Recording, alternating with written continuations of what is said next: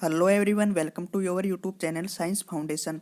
तो दोस्तों, काफ़ी बड़ी खुशखबरी की बात है कि हमने बीएससी पार्ट सेकेंड ईयर वालों के लिए फिजिकल केमिस्ट्री के भी मोस्ट इंपॉर्टेंट क्वेश्चनों की जो सीरीज है वो स्टार्ट कर दी गई है। और आज की जो हमारी सीरीज होने वाली है वो बीएससी पार्ट सेकेंड ईयर वालों का थर्ड पेपर फिजिकल केमिस्ट्री का फर्स्ट नंबर की क्वेश्चन सीरीज है। तो आप अच्छी तरह से एक पेजेंस बनाकर देखिएगा। वीडियो के देखने से पहले आपके मन में एक जोश होना चाहिए ताकि आप हैंड टू हैंड वीडियो के अंदर ही क्वेश्चनों के आंसर को अच्छी तरह से समझ सको। एंड क्वेश्चन किस टाइप के आते हैं, किस टाइप का एग्जाम पैटर्न होता है, किस तरीके से इसकी लैंग्वेज होती है, तो उसको आप एक तरीके से पकड़ सकते हो। जिससे आपका क्या होगा कि एग्जाम में बैठोगे तो आपको ऐसा नहीं होगा कि आप पहली बार एग्जाम में बैठ रहे हो और काफ़ी अच्छा आप बेटर से बेटर कर पाओगे। तो चलिए दोस्तों, वीडियो को स्टार्ट करते हैं। तो सबसे पहले तो मैं बता दूं, हमारी क्वेश्चन सीरीज है बिल्कुल आपके सेम टू सेम 2022 नई शिक्षा नीति के अनुसार जो एग्जाम पैटर्न रहने वाला है, करीब उसी प्रकार से हमने आपका जो ये क्वेश्चन सीरीज है वो तैयार किया गया है। तो आप इन क्वेश्चन सीरीज को देखने के बाद आपका एग्जाम में जो क्या एग्जाम पैटर्न रहने वाला है उसको भी आप बिल्कुल क्लियर कर सकते हो। तो चलिए दोस्तों, वीडियो को स्टार्ट करते हैं। फर्स्ट देखिए, फर्स्ट कुछ इस प्रकार आपके सब्जेक्ट का नेम होता है, जिसका कुछ कलेक्शन इस प्रकार होता है, जैसे chemistry third paper, physical chemistry. और जो मैक्सिमम मार्क की बात करें तो 34 नंबर का आपका पेपर होता है। अब देखिए दोस्तों, in chemistry first paper inorganic chemistry उसका नंबर होता है 33, सेकंड पेपर उसका होता है 33, जबकि थर्ड पेपर का मैक्सिमम मार्क होता है 34 नंबर का। तो ये ध्यान देने वाली बात है। उसके बाद जो आपके पास टाइम अलाउड होता है वो होता है 3 घंटे का। फिर उसके बाद कुछ निर्देश होते हैं जो इस प्रकार से दिए रहते हैं। तो इनको आपको एग्जाम स्टार्ट होने से पहले अच्छी तरह से पढ़ लेना होगा। उसके बाद देखिए यूनिट फर्स्ट में कुछ मोस्ट इंपॉर्टेंट क्वेश्चन है जो आप देख लीजिएगा। क्वेश्चन नंबर फर्स्ट,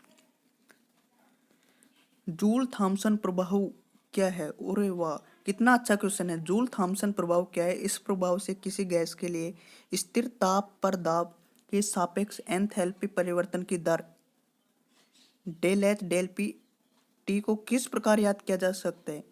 काफ़ी ज़्यादा मोस्ट इंपॉर्टेंट क्वेश्चन है दोस्तों। अभी के फिलहाल इसी वक्त वीडियो को रोक कर स्किप करके कैसे भी आप इसकी स्क्रीनशॉट ले लीजिएगा, क्योंकि काफ़ी ज़्यादा मोस्ट इंपॉर्टेंट क्वेश्चन है और मैं तो कह रहा हूँ कि ये 2022 में भी पक्का आने वाला है। उसके बाद देखिए क्वेश्चन नंबर फर्स्ट का भी देखिए, एक गैस के वॉन डर वाल्स स्थिरांक ए बराबर 1.13 लीटर स्क्वायर वायु मोल 2 इनवर्स तथा बी बराबर 0.033 लीटर मोल इनवर्स हो तो उस ताप की गणना कीजिए जिस पर गैस को प्रसारित करने पर यह शीतलन प्रदर्शित करती है। और इसमें आर का मान देखिए, आर बराबर 0.022 लीटर वायु मोल इनवर्स के इनवर्स है। तो एक क्वेश्चन है, इसको भी आप नोट कर लीजिएगा। उसके बाद क्वेश्चन फर्स्ट समाप्त और क्वेश्चन सेकंड, अभिक्रिया ऊष्मा से आप क्या समझते हैं? अभिक्रिया ऊष्मा पर ताप के प्रभाव की विवेचना कीजिए तथा किर्चहोफ के समीकरण को व्युत्पन्न कीजिए। तो काफ़ी ज़्यादा मोस्ट इंपॉर्टेंट क्वेश्चन है, इसको भी आप नोट कर लीजिएगा। फिर उसके बाद में बी देखिए, क्वेश्चन नंबर 2 का बी देखिए, फर्स्ट हो ही गया। और क्वेश्चन नंबर 2 का बी है, 323 केल्विन ताप पर इस गैस की संभव ऊष्मा याद कीजिए। स्थिर दाब पर CH2 तथा C2H6 की मोलर ऊष्मा धारिता क्रम से 8.53, 28.82 तथा 52.63 किलो जूल है। तो इसकी जो संभावना ऊष्मा है वो इनकी याद करनी है आपको। तो इसको भी आप नोट कर लीजिएगा। उसके बाद में आपकी यूनिट फर्स्ट है जो समाप्त हो गई। अब अगली है यूनिट सेकंड अर्थात इकाई 2। यहाँ पर देखिए, मैं एक और बात बता दूं, इंग्लिश मीडियम वाले स्टूडेंट है वो भी परेशान होने की जरूरत नहीं है, क्योंकि उनके लिए हमने इंग्लिश में लिखा है और जो हिंदी मीडियम वाले हैं उनके लिए हमने हिंदी मीडियम में बनाया है। तो क्वेश्चन नंबर 3 का फर्स्ट देखिए, ए ऊष्मागतिकी का द्वितीय नियम क्या है? दोस्तों काफ़ी ज़्यादा मोस्ट इंपॉर्टेंट क्वेश्चन है, क्योंकि मैंने ये लाइन को पढ़ के ही आपको बता दिया कि ऊष्मागतिकी का द्वितीय नियम काफ़ी ज़्यादा मोस्ट इंपॉर्टेंट क्वेश्चन है। उसके बाद में देखिए, ऊष्मागतिकी का द्वितीय नियम क्या है? सिद्ध कीजिए कि दो या दो से अधिक आदर्श गैसों के मिलाने पर मिश्रण की एंट्रोपी में वृद्धि होती है। और उसके बाद में भी देखिए, एक ऊष्मा इंजन 130 डिग्री सेल्सियस तथा 24 डिग्री सेल्सियस के मध्य कार्य करता है। इस मशीन की दक्षता ज्ञात कीजिए। उसके बाद में आपका जो क्वेश्चन नंबर 3 है वो भी समाप्त हो गया है। ए है इसमें 4 नंबर का और बी है 2/7/4 नंबर का, अर्थात इसको आप बोल सकते हो 2.25। उसके बाद देखिए क्वेश्चन नंबर 4, इसमें ए देखिए, गिब्स ऊर्जा की ताप पर निर्भरता को समझाइए, किसी तंत्र की मुक्त ऊर्जा व एंथैल्पी के मध्य संबंध व्युत्पन्न कीजिए। तो क्वेश्चन नंबर ए 4 का एक क्लियर हो गया। उसके बाद क्वेश्चन नंबर 4 का भी देखिए, कोर्नो चक्कर पर एक टिप्पणी लिखे और जो इसका मार्क है वो है 2/3/4 और फर्स्ट का है 4 नंबर का। इसी के साथ आपकी यूनिट 2 है वो बिल्कुल क्लियर। उसके बाद देखिए यूनिट 3, इसमें देखिए question number 5, right shorts notes on. देखिए दोस्तों ये क्वेश्चन है, इनको करने में काफ़ी ज़्यादा मजा आता है क्योंकि इसमें पूछा जाता है राइट शॉर्ट नोट्स ऑन कि निम्न पर संक्षिप्त में टिप्पणियाँ लिखे, और ये आप बिल्कुल आसानी से कर भी सकते हो। फर्स्ट देखिए, क्लोसियस क्लेपेरॉन समीकरण, स्वतः परिवर्तिता की शर्तें, केपी तथा केसी में संबंध, तो इनके बारे में आपको टिप्पणी लिखनी है। और इसका जो मार्क है वो भी हो गया 2/7/4 × 3। अब आप कैलकुलेट करके देख लीजिएगा। तो क्वेश्चन नंबर 5 आपका समाप्त हो गया। अगला है क्वेश्चन नंबर 6, संघनित तंत्र क्या होती है, प्रवस्था नियम की विवेचना कीजिए, के आई जल तंत्र के संदर्भ में कीजिए। तो क्वेश्चन नंबर 6 का ये क्लियर। भी देखिए, स्थिर क्वाथी क्या है, निम्न क्वथन में उच्चन क्वथन एजोट्रोप को समझाइए। काफ़ी ज़्यादा मोस्ट इंपॉर्टेंट क्वेश्चन है दोस्तों, अभी क्लिक करो। स्थिर क्वाथी क्या है, निम्न क्वथन तथा उच्च क्वथन एजोट्रोप को समझाइए। फिर उसके बाद में आपकी यूनिट 3 है वो समाप्त हो गई। अगले है यूनिट 4 अर्थात इकाई 4। इसमें देखिए क्वेश्चन नंबर 7, क्वेश्चन नंबर 7 का ये देखिए, चालकता तथा विशिष्ट चालकता पर तनुकरणों के प्रभाव को समझाइए। बी देखिए, प्रबल विद्युत अपघट्य के लिए डिबाई हुकेल सिद्धांत की विवेचना कीजिए, और जो इसका मार्क है वो 3 नंबर का है। सी देखिए, n/10 KCl विलयन की तुल्यांक की चालकता 95.0 ओम इनवर्स है यदि K प्लस तथा Cl माइनस की अंततः तनुता पर तुल्यांक की चालकता क्रमशः 40.2 तथा गुणनफल 0.8 ओम इनवर्स हो तो KCl की वियोजन मात्रा याद कीजिए। तो दोस्तों काफ़ी ज़्यादा मोस्ट इंपॉर्टेंट क्वेश्चन है, इनको आप बिल्कुल नोटबुक में उतार सकते हो। अब मैं आपका एक डाउट और क्लियर कर देता हूँ। आप सोच रहे होगे कि सर हमें क्वेश्चन बताते हैं, इनके आंसर नहीं बताते।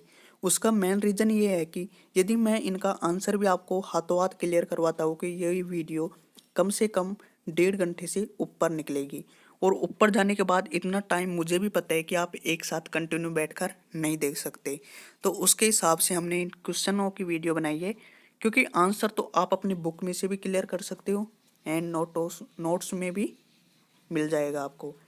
उसके बाद में देखिए क्वेश्चन नंबर 8, इसका फर्स्ट है, किसी आयन के अभिगमनांक से आप क्या अभिप्राय है। अभिगमनांक किन कारकों से प्रभावित होता है। हाइड्रोजन आयन के लिए अभिगमनांक याद करने के लिए चल सीमा विधि का वर्णन कीजिए। काफ़ी ज़्यादा मोस्ट इंपॉर्टेंट क्वेश्चन है। उसके बाद में बी देखिएगा, किसी विद्युत अपघट्य के 0.01 नाइट्रोजन विलयन का 25 डिग्री सेल्सियस पर प्रतिरोध 210 ओम है यदि शैल स्थिरांक 0.88 हो तो विलयन की विशिष्ट एवं तुल्यांक की चालकता याद कीजिए। तो दोस्तों यहाँ पर क्वेश्चन में सिर्फ संख्या जरूर चेंज हो सकती है, बाकी कुछ भी चेंज नहीं होगा। उसके बाद आपकी यूनिट 4 है जो समाप्त हो गई। अगली देखिए यूनिट 5। यूनिट 5 में क्वेश्चन नंबर 9 देखिएगा, सांद्रता सेल क्या है। अभिगमन युक्त सांद्रता सेल से विद्युत वाहक बल के लिए व्यंजक प्राप्त कीजिए। और बी देखिएगा, KCN के 0.1 मिलियन का जल अपघटन 3.7% है। KCN के लिए जल अपघटन स्थिरांक की गणना कीजिएगा। तो इसी के साथ आपका क्वेश्चन नंबर 9 समाप्त हो गया। और आज की क्वेश्चन सीरीज फर्स्ट का लास्ट क्वेश्चन देखिए, क्वेश्चन नंबर 10। क्वेश्चन नंबर 10 देखिए, राइट शॉर्ट्स नोट्स ऑन अर्थात संक्षिप्त टिप्पणियां लिखे। फर्स्ट है, उभयधर्मी प्रतिरोध विलयन एवं बफर की क्रियाविधि, ध्रुव संधि विभव, और 4 है क्विन हाइड्रोन इलेक्ट्रोड, और 3 है नैंड सेट समीकरण। तो देखिए दोस्तों मैं बता दूं, यदि जो स्टूडेंट जिनके हालात काफ़ी ज़्यादा कमज़ोर है तो वो तो संक्षिप्त में टिप्पणियां लिखे, ऐसे क्वेश्चनों को क्लियर करके एग्जाम में पास हो सकते हो। क्योंकि बाकी क्वेश्चन है वो थोड़ा ये तो मैं नहीं कह रहा कि बिल्कुल इजी रहता है, बट थोड़ा बहुत हार्ड रहता है तो वो उन पर पहुंच नहीं पाते। बट ऐसे क्वेश्चनों को तो आप बिल्कुल अच्छी तरह से क्लियर कर सकते हो। तो दोस्तों इसी के साथ हमारी आज की जो क्वेश्चन सीरीज है वो समाप्त हो गई। मिलते हैं दोस्तों अगली क्लास में, तब तक के लिए जय हिंद, वंदे मातरम। और एक और बात मैं आपको बता दूं, प्रत्येक क्लास पर अच्छा रेस्पॉन्स दीजिएगा, ज़्यादा से ज़्यादा शेयर कीजिएगा। कहीं ऐसा नहीं हो कि समय निकलने पर आप बाद में पछताओ। क्योंकि मैं तो आपको अभी बता देता हूँ कि इनसे बार आपका कुछ नहीं जाने वाला, लेकिन बट आपको ऐसा विश्वास है या नहीं, ये तो आप हमारे चैनल की पुरानी जो स्टूडेंट है उनसे आप पूछ सकते हो। क्योंकि नए स्टूडेंट है उनको विश्वास नहीं है कि इन क्वेश्चन सीरीजों से बाहर जाते हैं या नहीं जाते।